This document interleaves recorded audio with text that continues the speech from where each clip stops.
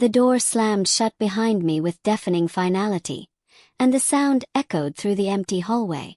Just a moment ago, I was standing in the middle of the living room of our house, the house I had turned into a hearth, a fortress, the headquarters of his ambitions.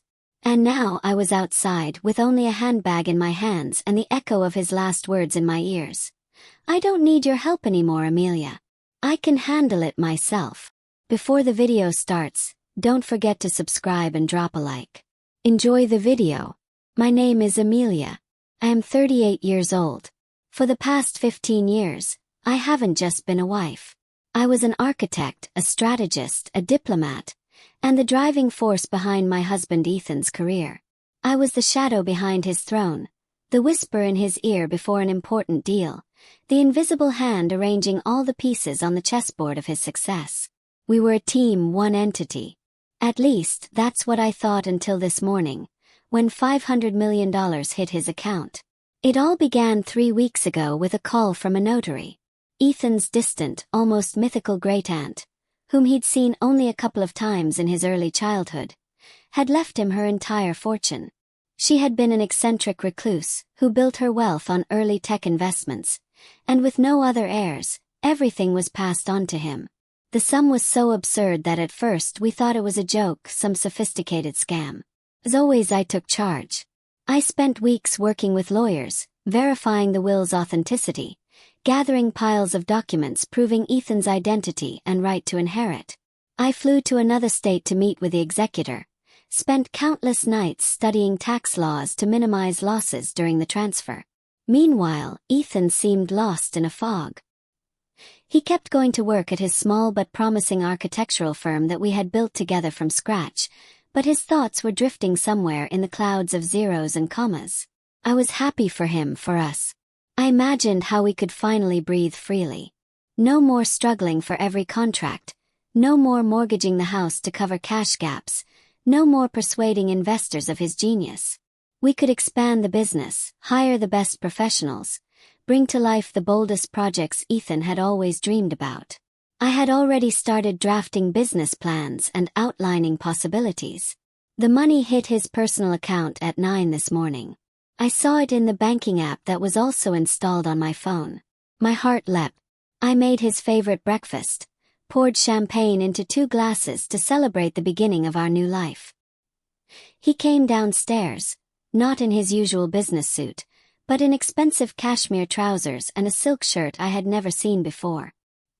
He didn't even glance at me.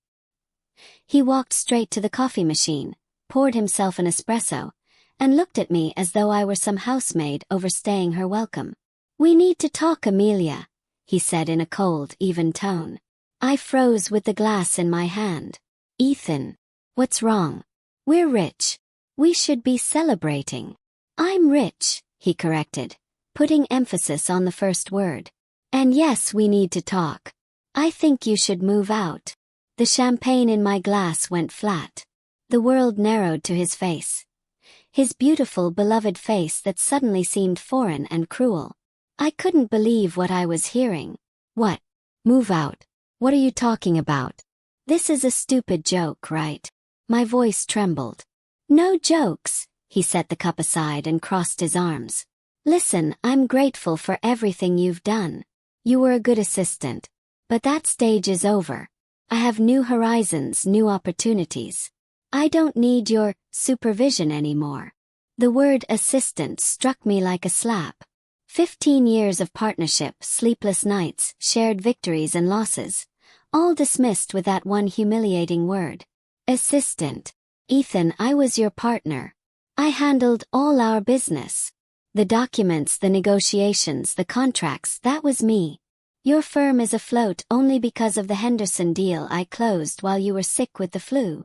Past achievements don't count," he cut me off. "Now I have money. I can hire the best lawyers, the best managers, the best anyone. I don't need a wife playing businesswoman anymore. I want to live for real. Travel, enjoy life. And you, with your meticulousness and endless planning, don't fit into that picture." My eyes burned with tears, but I held them back. I wasn't going to give him the satisfaction. I looked at him as the veil lifted from my eyes. This wasn't the man I had married. Or maybe he always was, and I just hadn't wanted to see it. Money hadn't changed him. It had only ripped off the mask. So all these years meant nothing. I whispered. They meant exactly what they should have. We were together as long as it suited us. Now it doesn't. You have one day to pack your things.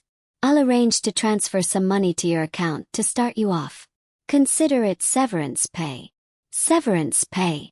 I laughed, but it came out like a sob. You're throwing me out of my own life and calling it severance pay? This is my house, Amelia. And my life. You were just a part of it. A part that's over.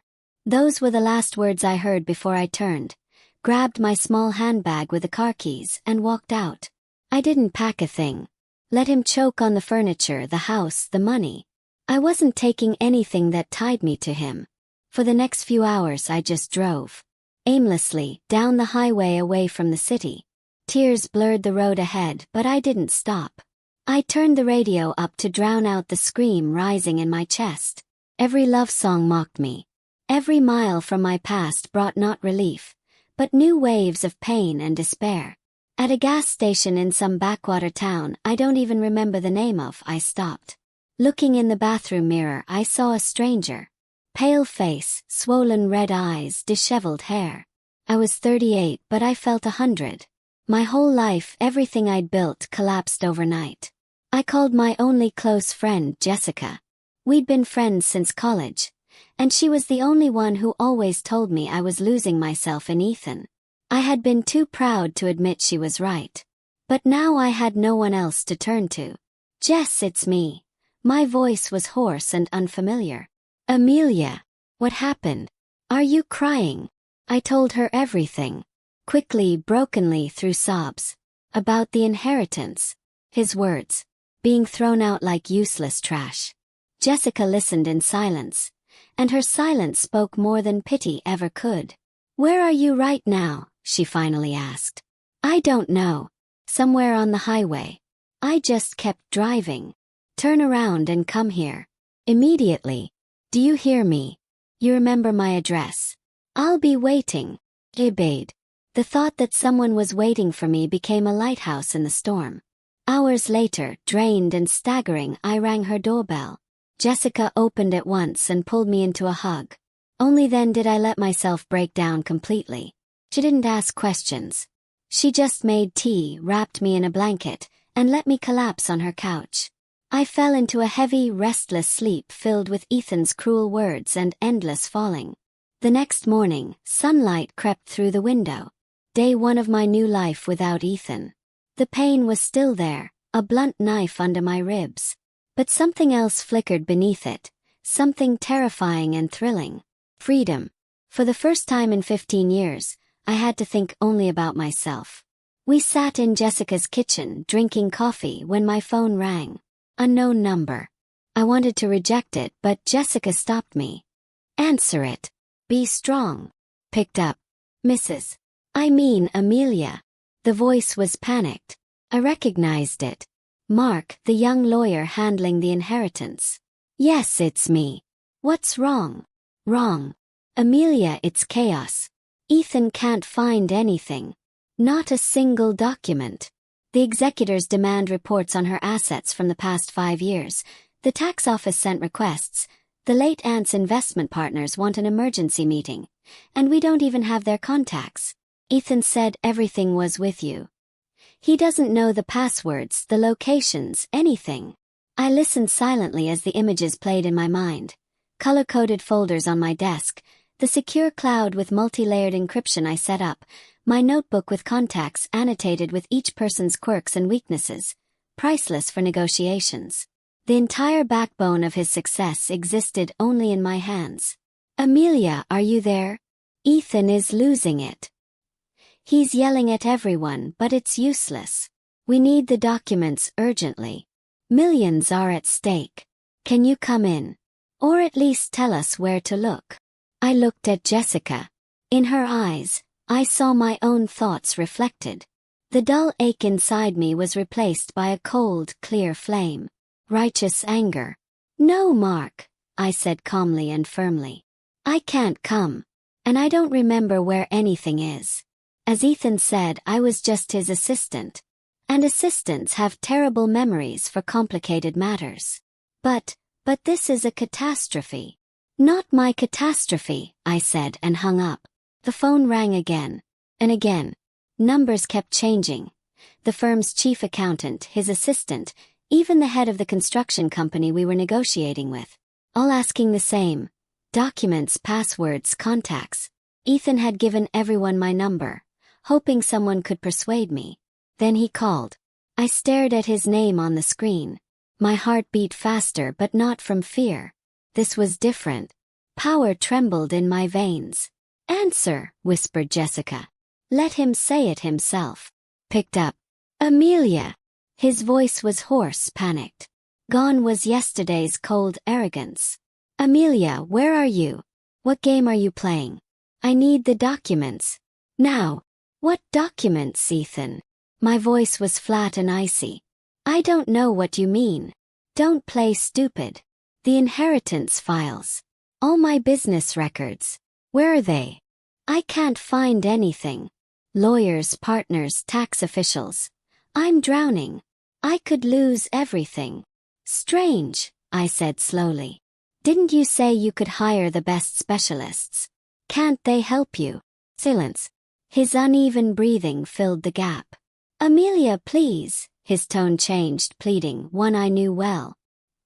He used it whenever he needed me to work all night, to win over a hard client. Please just tell me where the files are. I was wrong yesterday. I overreacted. The money. It went to my head. Really? In just one morning. Fascinating how fast $500 million can turn a loving husband into a monster, and then back into a penitent sinner when things fall apart. Amelia. No, Ethan. Listen carefully. You said you didn't need me. You said you'd manage on your own. I'll manage. You're a big rich boy now. I'm sure you'll do just fine. You can't do this. It's your money too, he shouted in desperation. You're mistaken. You explained it clearly yesterday. The money is yours. The house is yours. The life is yours. I was just a phase. Phase that's over. Solve your own problems. And don't ever call me again. Hung up. Blocked his number. Blocked all the others. And finally I felt something other than pain, relief. The enormous weight I had carried for 15 years slid from my shoulders. A few more hours passed. I showered, borrowed some clothes from Jessica. We ordered pizza and watched a silly movie. I had almost begun to forget when the doorbell rang insistently. Are you expecting someone? Jessica asked. I shook my head. The ringing turned into pounding fists. Who's there? Jessica called. Open up. I must see Amelia. Amelia, I know you're there. Ethan's voice. Jessica glanced at me. He nodded. I was ready. She opened the door. Ethan stood there, disheveled, red-eyed, in the same wrinkled, expensive outfit. He pushed past her and rushed toward me. Amelia! Thank God. We have to go. Now. He grabbed my hand. Calmly pulled it free. I'm not going anywhere with you, Ethan. You don't understand. Everything is collapsing. The Henderson contract is falling apart because I missed their lawyer's call. The Ants investors are suing. The tax office is freezing accounts. It's all gone. The $500 million will turn into dust and lawsuits if you don't help me now. He dropped to his knees. The same man who had kicked me out less than 24 hours ago. He cried. But I saw no remorse. Only fear. Fear of losing money. Help you. I looked down at him. For the first time I was taller. Not in body but in spirit. Help you the way I've been doing for 15 years. Being your shadow, your memory, your brain while you took the glory. No, Ethan. That Amelia died yesterday. You killed her. What do you want? He croaked. Anything, just say it. I looked at him, and the plan came together. Not revenge. Justice. I don't want much, Ethan, I said clearly. First, an immediate, unconditional divorce. Second, half the inheritance. $250 million. Consider it payment for 15 years of unpaid work as your business partner, CFO, lawyer and personal assistant. My share in Ethan's Success Incorporated. Which, as it turns out, isn't worth a cent without me. His mouth fell open. Half. You're insane. It's my money. It was your money. Now it's a negotiation.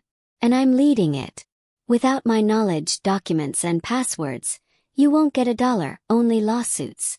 Your best specialists won't manage this chaos in a year. You don't have a year. You don't even have a week. You have hours. So my advice, agree. I watched greed and fear battle inside him. Fear won. Fine, he whispered. Fine. But you'll help me fix it all. Oh, I'll help, I smirked. But not the way you think. My help is paid. I'm founding a consulting firm. You'll be my first client. My rate is $100,000 an hour. Payment up front. We'll sign a contract now. Jessica, please call my lawyer. Yes, Ethan, I hired one yesterday, one of the best in the city. He's already preparing divorce papers and the settlement. Ethan stared at me like I was a ghost. The ghost of the quiet, compliant Amelia. She was gone.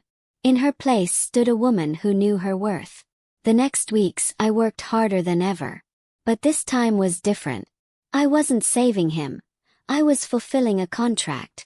In my rented office, surrounded by lawyers and auditors, I systematically untangled the chaos he called his fortune. I dictated the terms.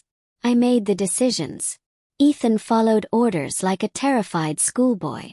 Every time he tried to talk about us, I shut him down with one cold look. 2 months later it was over. The divorce was finalized. $250 million rested in my account. Ethan, with access to the remainder of the fortune and somewhat stabilized affairs, immediately fled to some tropical island, flaunting his new, free life on social media. His architectural firm, lacking my leadership, collapsed within 6 months. And me. I didn't waste my new life on travel or hedonism. I invested it in what I did best, building and creating. I launched my consulting company, specializing in crisis management and complex deal structuring. My first major win came saving Henderson's company, the very same man whose contract I once secured for Ethan. He remembered me, and without hesitation entrusted me with his business. Today, 1 year later, I sit in my top-floor office overlooking the city. My firm is a market leader. They call me the Shark, the Iron Lady, the Sorceress. I am no longer a shadow.